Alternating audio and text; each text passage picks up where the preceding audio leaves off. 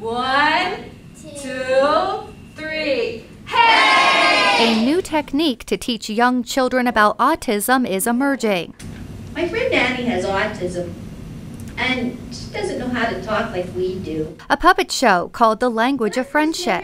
Kimberly Bennett, an educational consultant, created this interactive teaching tool designed to reach children ages 5 through 12. One of the kids said, "Can you die from autism?" Really emotional. I'm like, "Oh, no, you can't die from it." She says she saw a need. I saw a lot of kids on the playground that didn't have any friends to play with, or in the classroom they weren't really interacting. And I wanted to do something. Research shows on average 1 in 110 children in the United States lives with autism.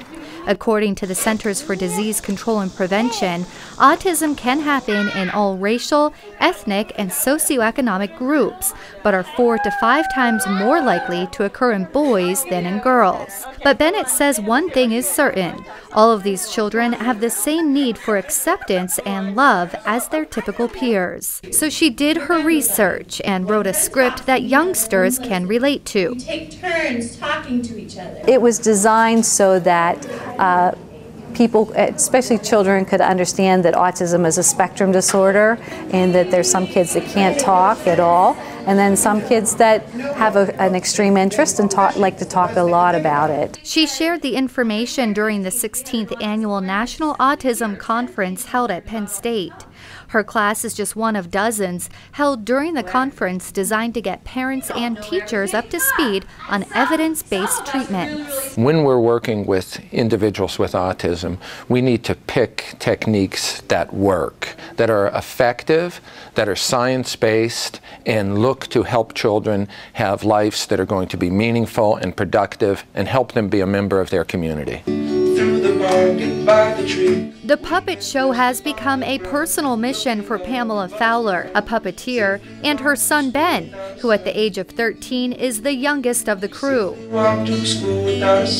When I was like 3 years old, I noticed how many kids had their brothers, and their brothers, well, I don't really want to say normal because they're all different in our own way, but just different than my brother. And I noticed how my brother would just stim and whine sometimes and moan, and that's what made me think he was different. And it was around that time when my mom just found out he had autism. Acceptance comes from knowledge, and often we see typical peers, not engaging with our kids just because simply they don't understand, they don't know. And I think this brings about that knowledge that they need to want to accept them. The pilot program kicked off at an elementary school with great reviews. It's something that captures the interest of children, and they respond to it. I don't know why they do, but they really do. Fowler says teenage years can be a tough time for children with autism. On high school level, where these kids are being bullied